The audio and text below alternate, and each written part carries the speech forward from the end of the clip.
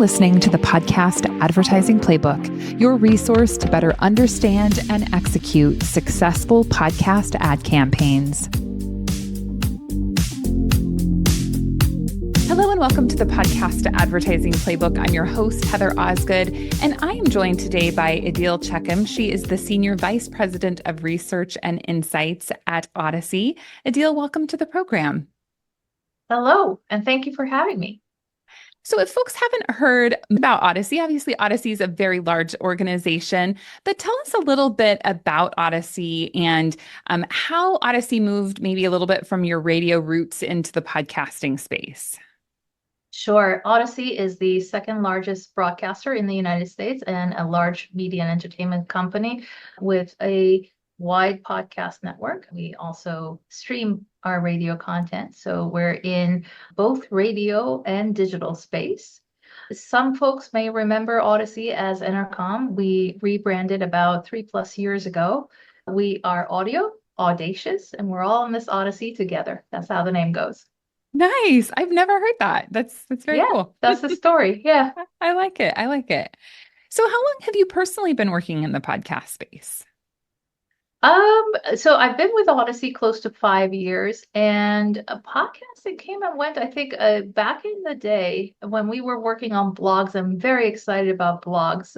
Podcasts has surged again, so dabbled into it a little bit back then. I was working in the PR industry and very interested in how spoken word could mobilize audiences. So I would say those two anchors have been my stronghold in podcasts. Yeah, I love that. And I love the idea that like the spoken word is what moves you. You know, there's something to be said for the spoken word. Obviously, reading is so terrific. And I love that kind of connection between blogs and podcasts because I think that they're so similar. And I'm still always so curious kind of where the whole blog community is at. I don't know if anybody actually reads blogs anymore, but it seems like people still create them. So there must be an audience of some sort.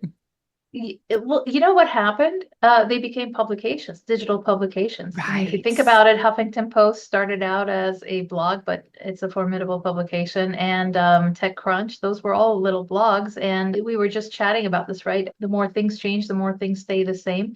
I feel that obviously podcast is a much bigger industry and it's on its way to become bigger industry. But I feel like in essence, it's about stories being told in a very interesting and intimate way.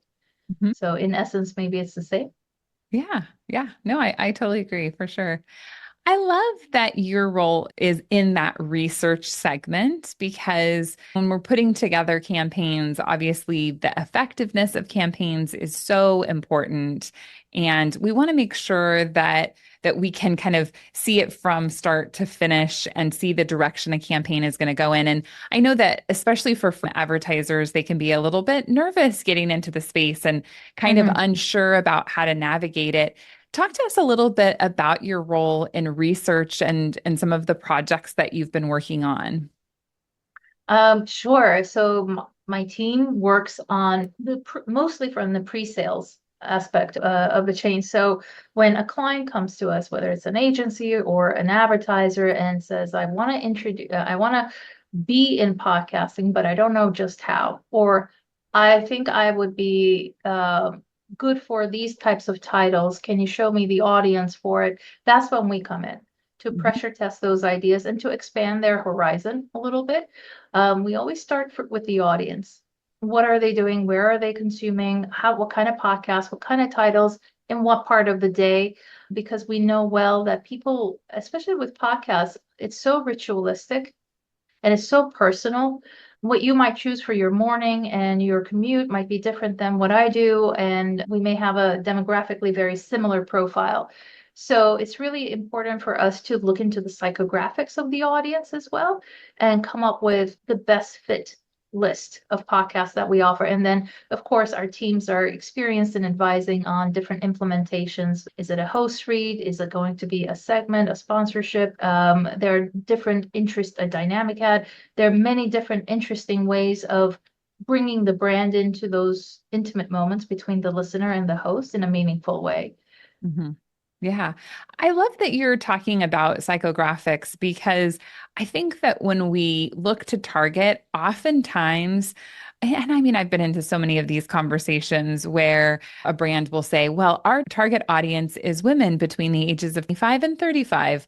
And that's great. It's good to know those bits of information about your audience, but there is so much more. And especially when you're talking about really bringing a product to someone and trying to create interest in that product, I might do things like, for instance, I'm not into sports at all. And I feel like because we're recording this during football season right now, everybody I talk to is into football. And they're like, you're not into football? I'm like, no, no, I don't even know like the parts of football. I couldn't tell you, anything about it. But that's a very different. So we might be the exact same age. We might even have kids that go to the same school, but we're Right. very different people with different interests. So how can we, especially when it comes to podcasts, look at those shows and say, this is the kind of listener who's listening to this podcast, as opposed to just maybe age, gender, education, household income profile? What do you guys do to kind of uncover that real audience? Yeah, no, it's so true. And it's so important to dig in a little deeper to paint the full picture. Um, we use data from a variety of sources. I think you just have to. It's not about just reach.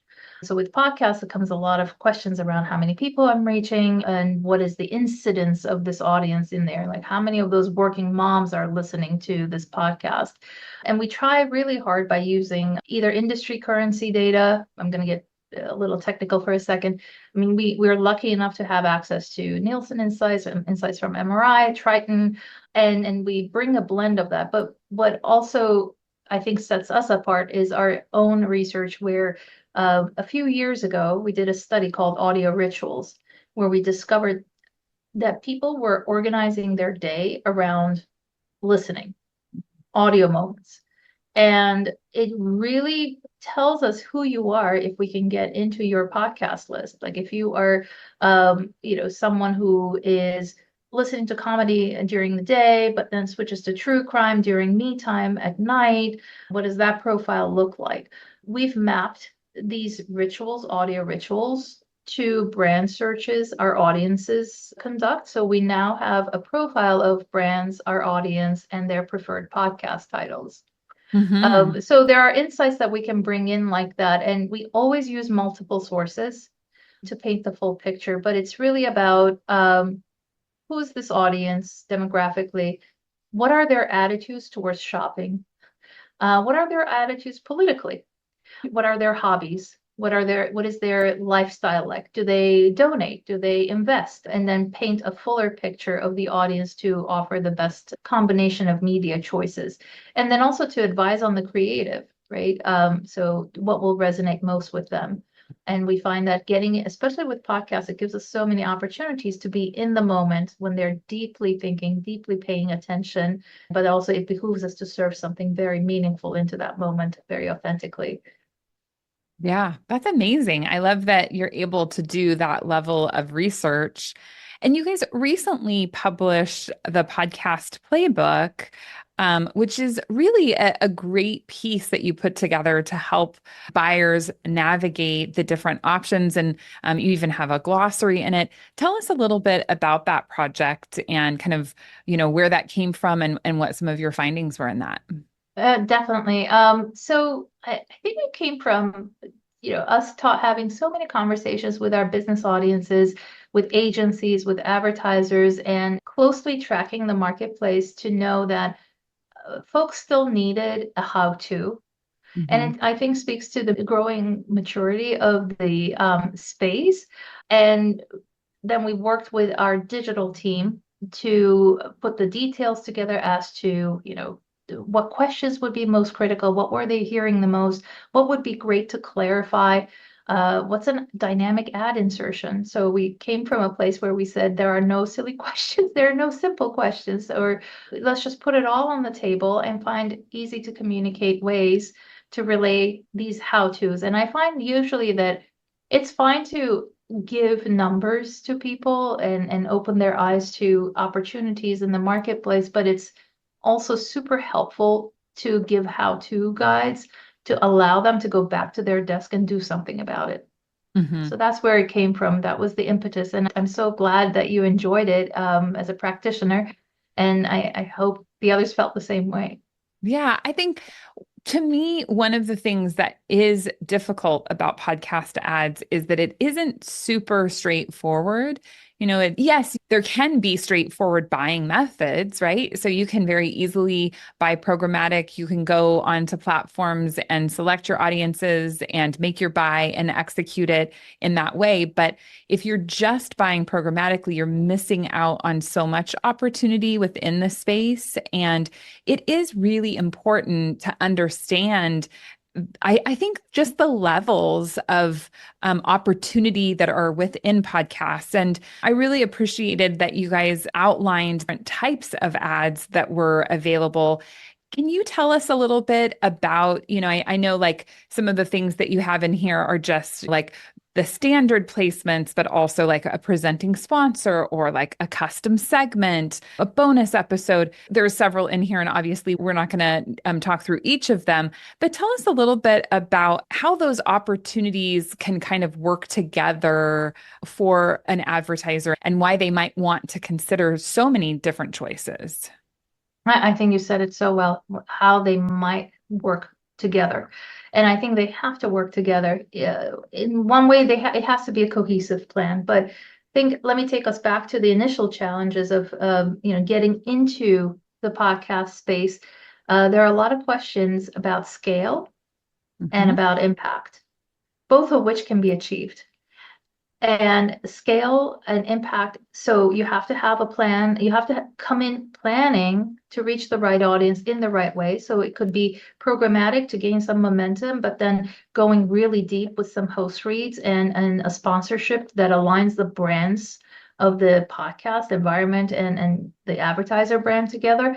And then you have to have a plan for impact on the audience. Like, what did we say that it moved? Did it move the audience? Did it make them think of us differently? Did it raise our awareness in a tangible way? So it's such a deep engagement medium that I think it behooves the brand to think of all these, at least be informed of these options, and then have a strategic conversation with their sellers as to what would work best. So it's easy for me to say, do A, B, C, but there's no one straight formula because there's no one specific brand or one specific goal ever. There's always a multitude of options that we have to consider. So the takeaway is that with about 100 million people listening to podcasts weekly, and with programmatic of being available, with all these different ad types being available, with hosts giving their voices authentically to brands. There's so many options. Do consider a combination and rely on your publisher experts to advise you on what might work best within a given budget or given your goals. And always have the podcast is at the end of the day, it's a digital medium. It's definitely measurable. We can see who's exposed to ads. We can ask questions following the episodes. We can measure people's attention as they listen. We can look at people's reactions to creatives. There's so many different ways of ensuring that there's impact going in and coming out. Hmm. So it's a Yeah. highly measurable medium that can gain scale. The one thing that I see my colleagues advise on this as well, we always caution against is not to, when you're dipping your toes in this space, not to just rely on one or two titles just to try it out, because then you're not going to see impact. Right.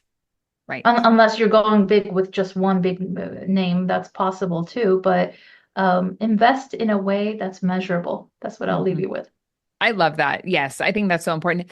And in my opinion, I don't even think going with one big name is really advisable. I've had so many conversations over the years where somebody says, "Hey, we wanted to go on this huge show and, we thought it was going to be so successful and they spent hundreds of thousands of dollars oftentimes and the show didn't convert." And I think especially if it's your first time going into the space, it's so important. And it's always so validating to have someone on the show who has such similar practices and approaches, because that's exactly what we tell, our advertisers, is that you need to buy a handful of shows, because that will show you what is working and what is not working. So you have that ability to iterate. And it is all very measurable. And in order to measure it, we also need to make sure that we're doing kind of the appropriate things to measure. Mhm. What are some of the recommendations? I know you guys cover this in the guide, but what are some of the recommendations on how to go about measuring the success of a campaign? I think the number one thing, and I would say this to any client going into any marketing channel, have a plan. Have your question ready, have a plan.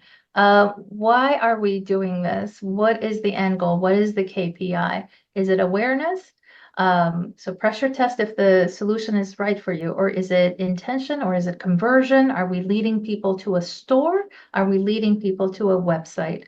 Let's think through all of these and then pick the media appropriate for it, then pick the media tools appropriate for it, and then think of ways to measure it. Like I said, we could tag ads and see who got exposed and see if those exposed were more interested in buying from you at the end of the day, if it's that type of product. If it's a different play where you are hoping people are mobilized in the community, are going to go out and take action in the community, then the way to measure that, or go attend an event, then the way to measure that can be slightly different. So I always say, have a plan beforehand, and it varies so much by your goals, but know that there are a myriad of ways and technologies out there that your publisher, your research partners are very well versed in, that they can advise you on how to do that. Think Mhm. people think oftentimes think of measurements after the fact. Think what happened? Do we have the numbers? Well, we didn't invest in it from the get-go. That's usually the challenge we see out there. But oftentimes sophisticated sellers will recommend to their clients that they should also think of a measurement plan and have a way to show for their success. Yes, absolutely. And at the end of the day, in the podcast space, we're so used to using a unique URL and or a promo code. And there's nothing wrong with using a unique URL or a promo code. And in many cases, that if you are looking for a direct response, it's a good idea to use those, but that really shouldn't be your only measurement strategy. Right, right. Do you agree? Absolutely. No, I mean, that could be one if you're in direct response kind of space, but for a financial services client, I think it was last year we did this. We used multiple measures because the rest of the ad buy was also using multiple measures. So we looked into attention. Hmm. We literally tested people's second by second variations in their heart rates as they listened through the ads. And we compared, for instance, host read versus producer read. And then we looked into brand effect, Hmm. and we looked into creative Hmm. qualities, how those were resonating. So at the end of the day, we were able to say, this kind of statement perked people's attention up. This is where you lost your audience. This is how it came back up. This is how the creative comes across, and this is the effect across the funnel. We had a full picture. Is every client able to do all of these things? No, but there are effective and affordable ways of measuring some of this at least. And it's pretty nimble measurement. So just ask. Yeah, yeah, absolutely. My encouragement as well to first-time advertisers is that there are a lot of different options out there, but I want to make sure that people don't feel overwhelmed by podcast ad buying, because it can be very simple and very straightforward. But as you said, you have to start with that plan first, and Hmm. you have to know, are you running this campaign as a standalone campaign? Are you running it to be integrated with other, campaigns that you have running in other mediums at the same time? So, I mean, really starting with that first and foremost is so important. And then relying relying on your partners, as you mentioned, if you're with a good publishing partner or a good buying partner, they can help lay all of this out for you so that it's not you going it alone. And ask about performance metrics. Mhm. Ask how do these kinds of audiences react to these kinds of ads or react to these kinds of environments. The publishers should be able to give you some benchmarks. Yeah, yeah, absolutely. Yeah. Do you feel like there are best practices in podcast advertising that maybe get overlooked? I know we've talked about some of them, obviously buying into multiple shows, making sure you have a plan, making sure you're tracking metrics. Is there something else that would be important for a new advertiser to think about? I think it goes fundamentally back to trust and authenticity. This is the space Mm-hmm. that has a very attentive, lean in type of audience. People are handpicking their podcasts and staying with them. And what we interestingly, this is I find this fascinating. When you look at numbers from Nielsen and Edison research, the growth in heavy listenership is significant. So if people are coming in, they're listening deeply and they're listening, dedicating a lot of hours per day to Mm-hmm. their podcast. So you have an incredibly dedicated, incredibly focused audience who's expecting the host to hold a very intimate but research-filled, knowledgeable fire chat conversation. Fireside chat is something that comes up a lot in our qualitative studies. So you're coming into this conversation space.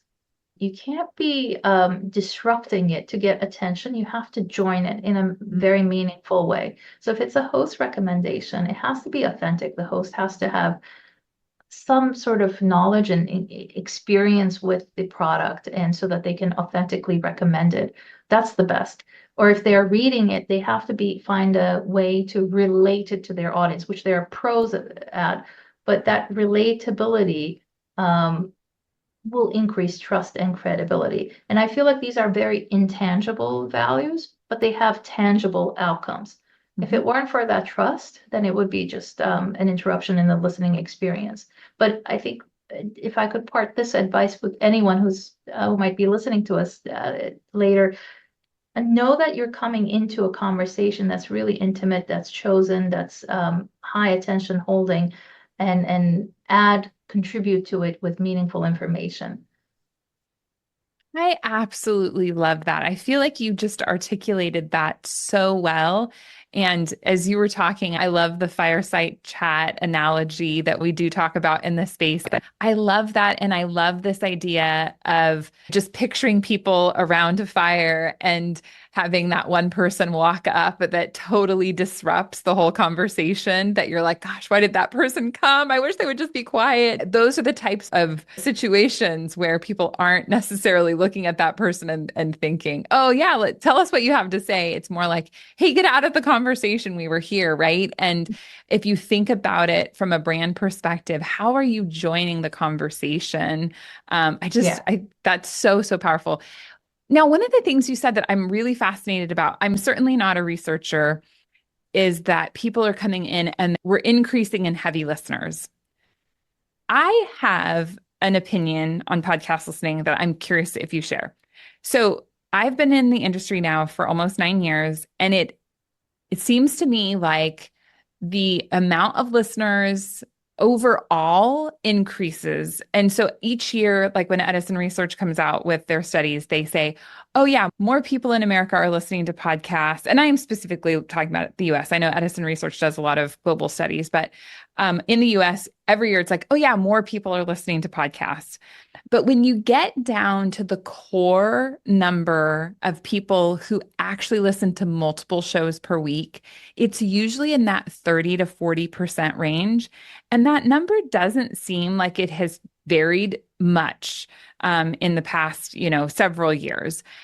And I have a theory that we think as an industry that we're going to get to a kind of a higher rate where, let's say, 80% of the population is going to become a heavy consumer. But I don't really think that that's the case. I think that audio listeners are a special breed of people, and that you can reach audio listeners in a much deeper way than you can potentially other mediums because of their level of engagement. And Yeah. yes, of course, we would love to see that increase, but I don't know that that number will necessarily increase. But as you talked about, there aren't usually very many casual listeners, and casual listeners tend to just be like somebody who's like, oh, yeah, maybe I listen to a podcast a year or a podcast every couple of months. But the vast majority of people listen a lot. So I don't know. What are your thoughts about all of that? And I think there's a difference in the way I was defining heavy listener, and I was just quickly looking up. I don't know if you heard my keyboard, um, the factoids for you, but share of time is where I'm netting at. So Yeah. you could be listening to three titles, but you could be dedicating a lot of time to them, listening to more and more episodes of them, or going back historically. I'm not sure if it's about adding more titles, but I'm fascinated by the way people choose to spend their time, especially today where you have so many other options. Why Hmm. would somebody listen and listen and listen more? Hmm. A, they're interested. B, there's good content out there and the experience is good. C, it's it's the one medium. Let me build on the beautiful thing you said about audio audiences, consumers being a quite of a unique breed. Um, there's also one medium that can go with you from experience to experience in everyday life. I listen to content I enjoy while I'm cleaning the table, I'm doing the dishes, while I'm taking a break from work, during my only me time, which is when I'm coming back from school drop off. It's like before work, school drop off. That's the only time I have to myself. So that is like the choices I make there are not two, three at a time, but then the one choice I have, I'm going to dedicate 30, 40 minutes to it right there. So, and if audio keeps winning these moments where you have to make a choice between another medium and audio or a chore and audio, um, then it speaks to the quality of the content and also the experience. And I think to your good point, it attracts the core audience is a very inquisitive, curious Hmm. audience. And I don't have a good answer on this, but I'm personally fascinated by what curiosity might be indicative of. I wonder if there you read more, you ask more, you shop more, you try more, and then you also disseminate more information. So um, I think it's if podcasting could be the sliver of audio that gets the most curious, that gets the Hmm. most attention giving people. Yeah. No, I think you're right. And I feel like to me, the piece that just always resonates with me personally so strongly is that when you're listening to someone talk, it feels much more personal. It's Hmm. like obviously video has been huge since the TV was invented, and sight, motion, emotion, all of that that is all wrapped into video is so powerful, and we're all captivated by it, but it doesn't feel as personal. And to me, that element is where that engagement piece really comes into play. And that's why I think, to your point, that curiosity, and it's because it feels like you're actually, as a listener, part of the conversation. Even though you're not talking, you're just listening, it's so much more intimate, is how I feel. Yeah, I mean it's really the one-to-one relationship, and then neurologically, I was Right. one system is easier to manage and integrate than two systems. So audio, you hear it and it goes really deep. And we've done studies where we've compared audio to video to social media to print. It's the most credible, it's the most trusted, and it's the one that grabs the most attention because on our brains, seeing and processing sound at the same time can be a lot more difficult per se than just hearing. And Hmm. also storytelling goes back as far as the human history. This is about the art of storytelling, and you're choosing your titles. You're reading about it maybe a little bit before. You're hearing from a friend, and then you're going in with a particular choice. So it's very much appointment listening, very much choiceful listening, and I think that brings the benchmark for attention and engagement to a higher level right Hmm. off the bat. Hmm. Yeah, yeah, absolutely.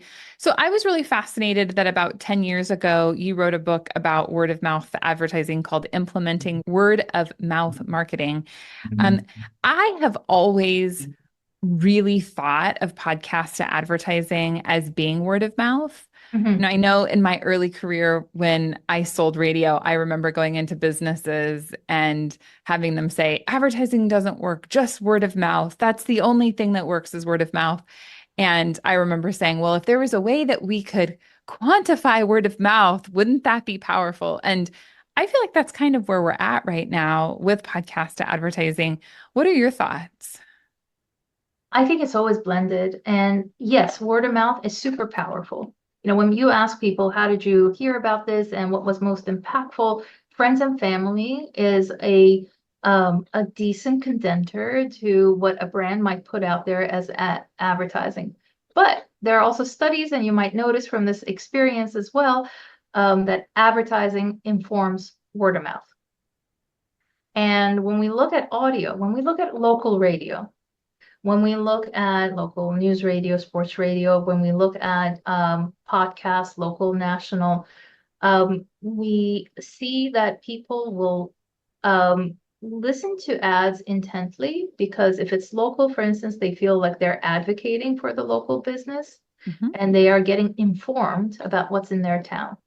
If it's a podcast, very similarly, and especially if it's well done, going back to the playbook ideas, if it's well done, it feels like it's part of the show, or it should feel like it's part of the show, not breaking too much away thematically. So they are getting even more informed about what's out there, what are the possibilities, or just what the host might recommend that they didn't know. When we interview people who listen to podcasts, who are dedicated radio listeners, even interestingly, we find that they get asked about things. Their opinions matter. So to be an influencer in a community, you don't have to be so and so. You don't need a title. You don't need a specific type of education, but you need to be perceived as someone who knows a lot about a given topic. Podcast listeners fit that squarely because they're gathering information from that podcast. When we ask podcast listeners, why do you choose this title? They say the host is knowledgeable. They do their research. So it's all about influencing the influencers. So I absolutely agree with you that influencer marketing is coming back in and very strongly in a quantifiable way, in an effective way. Advertising plays an integral part in that word of mouth chain. You might hear about a title from your friend, but then the advertising in that title will also influence and increase your knowledge. Absolutely. And like, I even just think about my 16-year-old, right? Like, she'll come up to me and say, oh, mom, we have to buy this, or you have to get this certain skincare product, or this or that. And she'll say, everybody's talking about it. And I'm like, who is everybody? Like, who's talking about it exactly? And so much of it is based off of people that she doesn't know, right? That she sees talking about a product Mm-hmm. on YouTube or on social media, but that it's the buzz that has been created. And it's so important to realize that if you want people to actually talk about your product, that you have to create that buzz. And as the brand, you have to be the initiator of that conversation. And obviously, there's a million different ways that you can initiate that conversation. But as a brand, you should really be the one that is kind of controlling what is being said about your product by presenting the product in the way that you want it to be seen. Yeah, Do or you join the agree? conversation. I Mm-hmm. would say there are different tactics. You definitely you want to manage your brand reputation. Mm-hmm. So I absolutely agree. And on that aspect, you can drive the conversation or you can join the conversation. So True. it's driving the conversation. Yeah, you can start it with like a sponsorship or with like an event, mentions in the podcast, advertising in the podcast that maybe you have a new announcement and that's absolutely appropriate set of tactics. And then there are also those cultural moments that are relevant to your brand. And you Mm-hmm. can join those by modifying your creative, by partnering up with a host. by sending in an expert to a show. So there are different ways of joining the conversation. So it's all about riding waves. You either create the wave or you ride the wave. Yeah, absolutely. Well, and I think that going back to the different options for us in podcast advertising, and I think that that's what is so powerful about podcasts, right? You can run ads, but you can also be interviewed on a podcast. Yeah, You can also start your own podcast. You can have a dedicated segment to your brand or product within a podcast, right? You can sponsor an overall show. There's so many different ways to get involved in podcasting, and they can all be really powerful and work together toward your greater marketing strategy. absolutely agree. Ask for creative solutions. Yes. I'm curious. I love that so I know in creative solutions, like that doesn't necessarily mean the creative, but I'm A creative curious. combination of Yeah, solutions. for Yeah. sure, for sure. But that did strike the thought that I sometimes struggle a little bit with creative in podcast ads with host reads because the host knows their audience and you should allow the host to speak to their audience in a way that they are going to listen to the message.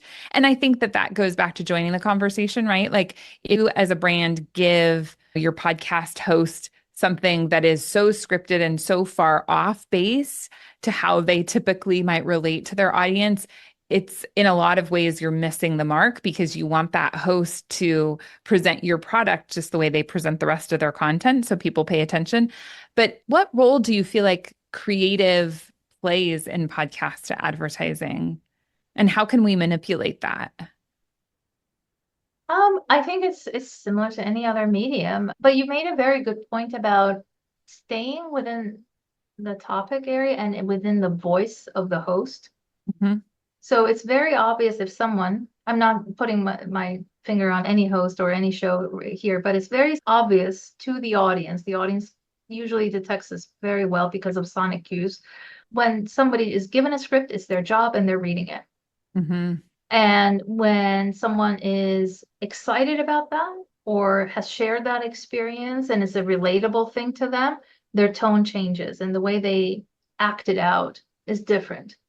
The way they communicate that is quite different. So there's definitely maybe no set formula for authenticity, but looking for that fit. I think that's the word I want to land on, for that fit between the topic of the podcast, the I'm going to call it the editorial voice of the host and what the brand would like to say, and then working that creative in. And I also think there is so much, unlike a video that might be costly, there are so many smart ways to prepare various versions Yeah. of a creative for podcast and then test it beforehand quickly. And I do mean quickly because these things can also move very fast. And a lot of times clients may think, oh, that's probably going to take too long, or I don't know if I can even ask for that. Definitely ask for it Mhm. and see which one is resonating better. Mhm. Yeah, yeah, absolutely. Well, I know we need to wrap it up here. I'm curious, what are your predictions for Audacy and the podcast industry? What do you see on the horizon? I see a lot of interesting titles, a lot of interesting partnerships coming in. We just announced our partnership with the Mop, and I think the only way is further expansion and garnering even more momentum. We're very, very excited. And as researchers, we see the breadth of audience and the differentiated segments of audiences that we can find today. So go beyond agent demo. Find your set of podcasts that resonate with your audience, and we're very excited about the growth of our portfolio. Definitely. Excellent, excellent. Well, Idil, thank you so much for being on the show today. If people want to download the playbook that you put together, or get in touch with the Audacy team, what's the best way for them to connect with you? They can go to their Audacy rep, or they can go on audacyinc.com, or just reach out to us on LinkedIn. Terrific. Well, thank you so much for being on the show. Thank you. Thank you for listening. I hope that you have enjoyed this conversation as much as I have. I love the research angle, and I would love to talk more about it on the show. If you're interested in learning more about podcast advertising, please make sure you head on over to YouTube and check out our channel there. Thanks for listening, and we will catch you again next time. Thank you for listening to the Podcast Advertising Playbook, your source to a better understanding of the podcast advertising industry.